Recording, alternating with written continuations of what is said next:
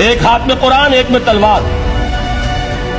इनकलाब की तकमील तलवार से होती है। इनकलाब की तमहीद किसी किताब से होती है। कभी इनकलाब सिर्फ किताब से नहीं आया। किताब से जहन बदलते हैं, किताब से फिक्र बदलती है, किताब से सोच बदलती है, किताब से एक जमात तैयार होती है, एक कुव्वत तैयार होती है। वो 313 जो मैदान बद्र में थे,